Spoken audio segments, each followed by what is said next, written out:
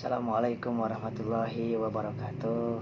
Sahabat-sahabat, mari kita bersyukur kepada Allah Subhanahu wa taala. Sampai saat ini kita masih diberikan kesehatan, masih diberikan umur, kesempatan untuk memperbaiki diri kita agar supaya kita bahagia dunia dan bahagia di surga kelak.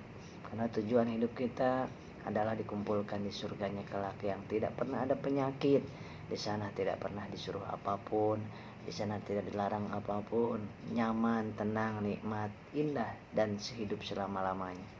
Sahabat-sahabat, kita harus semangat dan yakin pada Allah bahwa setiap ujian, setiap penyakit, ketakutan, kecemasan yang datang dan menghampiri kita, itu sengaja Allah berikan kepada kita.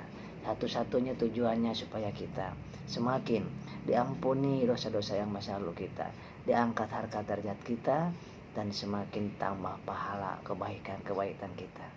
Kenapa? Karena Allah sangat paham, sangat tahu, sangat yakin bahwa kita ini ingin sekali ke surga, tetapi modalnya kurang.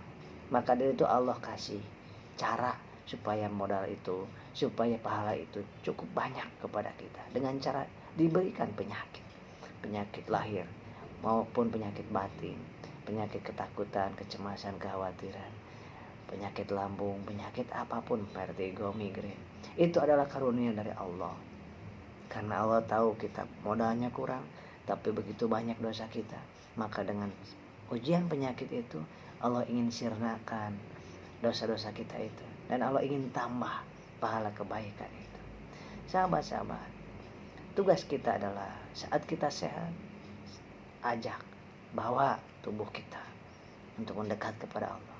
Pada saat kita sakit, bawa tubuh kita, jiwa raga kita untuk mendekat kepada Allah.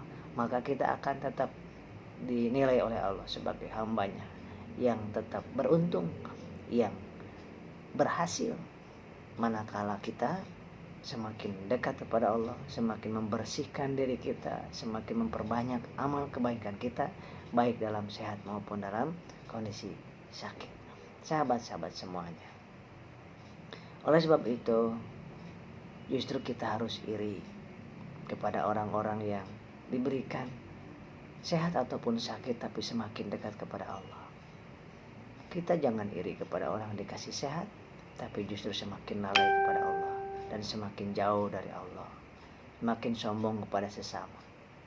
Sahabat-sahabat semuanya yang dimuliakan oleh Allah Subhanahu wa taala, tugas kita pada saat kita sakit adalah berikhtiar di jalan Allah yang ilmiah, yang tidak melanggar syariat Allah, kemudian bermunajat kepada Allah agar disingkirkan dari bencana, dari penyakit, ya. Kemudian agar bisa melewati setiap ujian sakit tersebut dengan semakin kuat, semakin kokoh, semakin yakin, optimis kepada Allah Subhanahu wa taala. Sedangkan hasilnya, kapan waktunya sehat, sembuh? Oleh siapa wasilahnya kita sembuh? Minum obat apa wasilahnya kita sembuh? Media apa wasilahnya kita sembuh? Itu serahkan kepada Allah. Karena kita tahunya hanya Allah yang menyembuhkan. Wasilahnya terserah Allah. Alatnya mau pakai apa, mau pakai siapa, terserah Allah. Yang penting yang Allah ridhoi. Itu tugas kita, hanya itu aja. Cukup. Karena kita kalau terus-menerus menunggu kesembuhan, maka akan terasa, satu, akan terasa lama. Yang kedua, waktu tidak efektif. Karena menunggu malah semakin lama terasanya. Bayangkan kalau kita sambil menunggu, sambil kita baca Quran, sambil menunggu sembuh, sambil kita berikhtiar, sambil menunggu, sambil kita berbuat baik, sambil menunggu, sambil kita bermunajat, sambil menunggu, sambil kita senyum kepada orang, sambil menunggu, sambil kita membantu orang lain. Maka penungguan tersebut atau penantian kesembuhan tersebut, kalau tidak dinanti-nanti, akan cepat sekali hadirnya. Dan akan menjadi waktu demi waktunya akan berdaya guna, akan produktif. Tapi kalau hanya menanti, diam, maka yang pertama akan terasa lama. Yang kedua, Allah mengatakan mungkin kamu tidak layak untuk aku sembuhkan. Wong kamu aja diam aja ngurusin diri sendiri, tidak ngurusin keluarga, tidak ngurusin orang lain, tidak membantu orang lain untuk keluar dari masalahnya. Dan yakinlah sahabat-sahabat bahwa siapapun kita termasuk saya, tidak ada satu orang pun yang dalam tubuhnya tidak terasa sakit. Kenapa?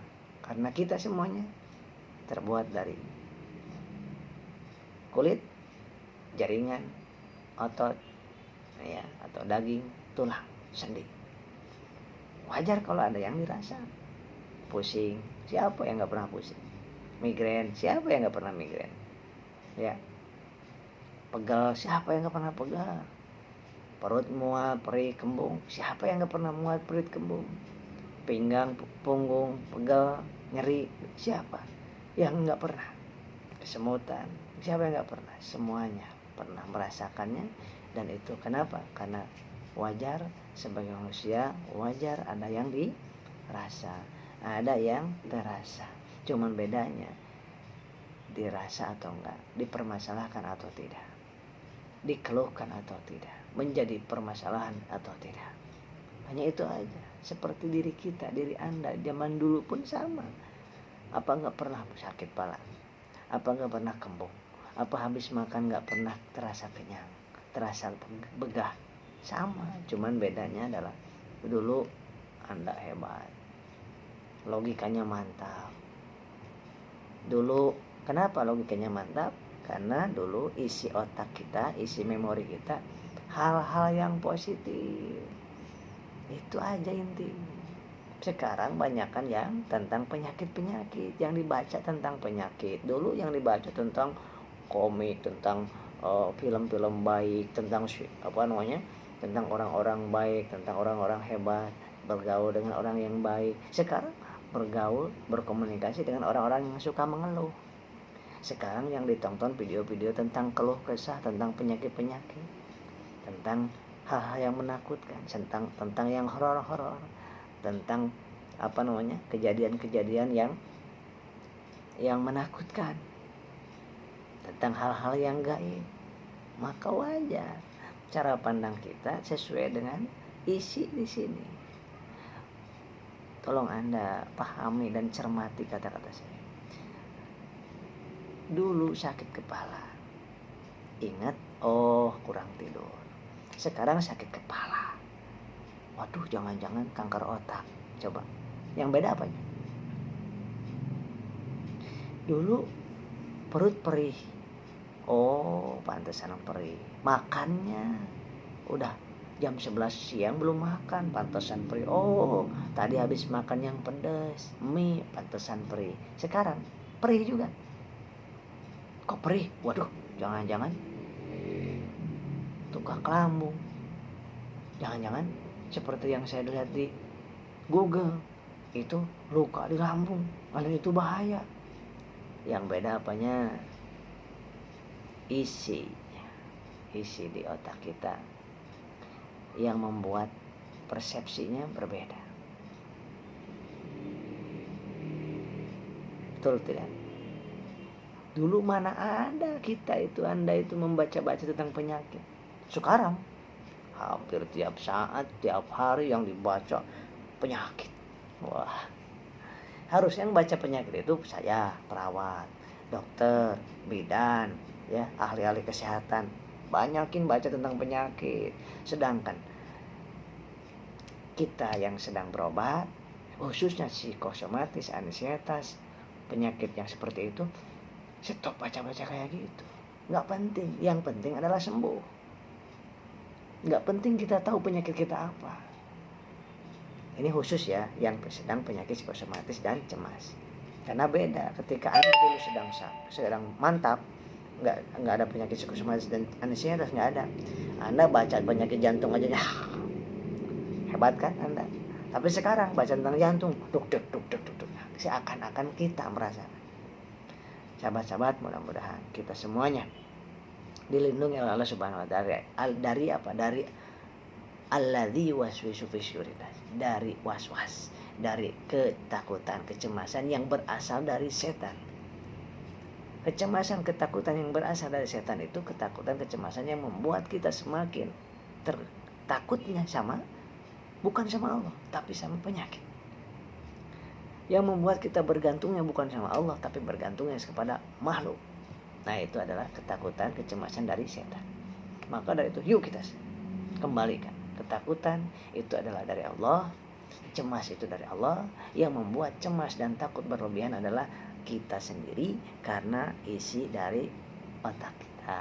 Maka sekarang stop membaca, mendengar. Saya beribu-ribu kali mungkin, mau di YouTube, mau di orang yang datang ke sini ataupun di seminar, di training saya mengatakan ingin sembuh, satu aja, stop tentang melihat, menyaksikan, menonton tentang penyakit-penyakit, tentang kematian-kematian. Jangan dulu ditonton, itu sementara, khusus bagi penyakit ini ya. Tapi kalau penyakit-penyakit biasa itu harus melihat kayak gitu, tentang supaya kita ingat kepada Allah, supaya kita, karena beda ya kan, yang tadi saya sampaikan tadi.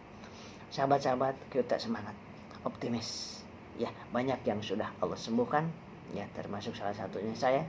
Yang penting kita pahami, ikuti saran saya. Kalau benar, kalau baik menurut Anda, ikutin saran saya. Stop melihat, menonton, mempelajari tentang penyakit-penyakit dari Google, YouTube, dan lain sebagainya.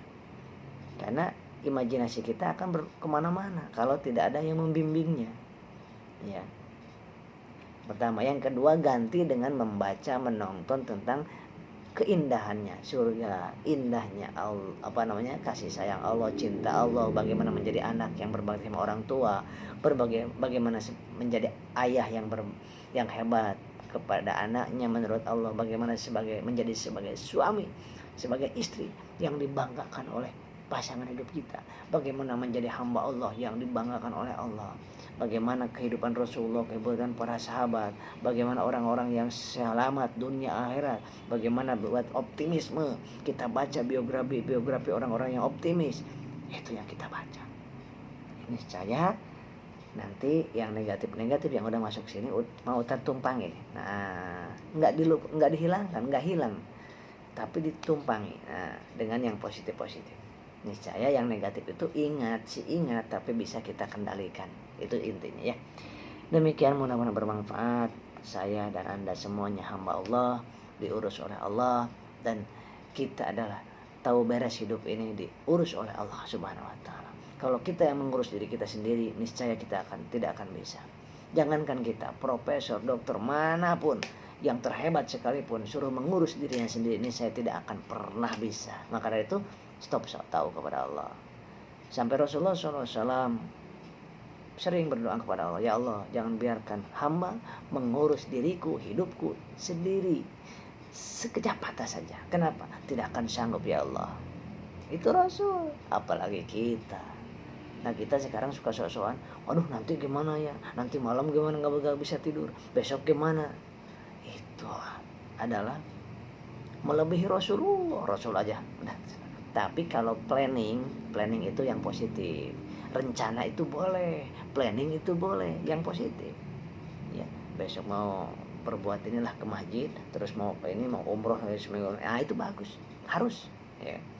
Tapi yang namanya ketakutan, kecemasan itu kita mendeskripsikan, mengimajinasikan sesuatu yang belum terjadi, yang negatif. Dan itu menyiksa diri kita. Dan itu tidak akan merubah takdir Allah yang sudah Allah catat di hari besok.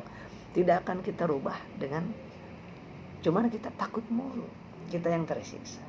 Kita minta sama Allah Subhanahu wa taala agar kita dilindungi oleh gangguan-gangguan hal yang buruk. A'udzubillahi minasyaitonirrajim. Ya, kemudian kita perbanyak hal-hal positif. Ya. Kemudian ada yang kedua. Saran saya, kalau membaca atau melihat YouTube khususnya tentang yang keluh kesah tentang penyakit-penyakit, stop membaca komen-komen yang di bawahnya. Nah, misalkan di bawah ini nih ada komen-komen, banyaknya kalau yang komennya banyak yang keluh kesah, yang negatif-negatif, itu lebih baik gak usah dibaca itu komen-komennya, karena akan masuk ke sini. Ya, kalau kira-kira komentarnya itu yang ini kalau YouTube di sini tuh banyak yang komen yang negatif-negatif nih, keluh kesah. Nah, lebih baik yang dibaca. Kalau misalkan yang positif boleh dibaca, tapi saya anjurkan, saya sarankan untuk stop dulu lah, supaya meminimalisir, karena selama ini berminggu berbulan ini itu udah penuh di sini, membaca komen dari langsung dari orangnya, mendengar komen dari orang, membaca komen-komen di Facebook, di YouTube dan lain sebagainya, dan membaca tentang keluh kesah orang, kemudian penjelasan orang yang kadang-kadang membuat kita menakutkan. Nah, itu tentang Allah aja, tentang Allah. Kenali yuk Allah, supaya kita kalau bergantung kepada yang maha hebat, maka kita akan kuat. Kita bergantung kepada yang maha kuat, maka kita akan kuat. Kita bergantung kepada yang lemah, yaitu makhluk, maka kita akan lemah. Kita bergantung kepada yang maha dahsyat, kita akan diberikan kedahsyatan oleh Allah. Kalau kita bergantung kepada orang, kepada makhluk yang serba sulit, maka kita akan kesulitan juga. Sahabat-sahabat, yuk kita berbuat baik mulai saat ini. Kita bergantungnya kepada As-Somad. Dari saya, Asep Brudar, mudah-mudahan saya dan sahabat-sahabat semuanya dimuliakan oleh Allah Subhanahu wa Ta'ala, diindahkan dalam hidupnya, dan apapun yang terasa di tubuh kita cuekin, wajar, dan masa bodoh serahkan kepada Allah. Tugas kita waktunya makan-makan, minum-minum, kemudian tidur-tidur, waktunya sholat-sholat, waktunya refreshing, waktunya bermain dengan anak, udah, waktunya bekerja, waktunya bisnis. Apapun yang dirasa, Allah cuekin saja, karena itu ini hanya dari sini aja yang membedakan. Dulu juga kita seperti ini sebetulnya, cuman kadang-kadang tidak terasa dulu mah, sampai tidak ingat kita. Padahal gitu, berdebar-debar dulu juga sama, sekarang juga sama. Karena normal orang yang berdebar-debar itu ketika cemas, takut, khawatir, capek, emosi, marah, wajar berdebar-debar dan harus berdebar-debar pada saat kita sedang panik, cemas, khawatir, marah. Itu tandanya jantung kita sedang sehat. Terima kasih. Allahumma sholli ala sayyidina Muhammad. Assalamualaikum warahmatullahi wabarakatuh.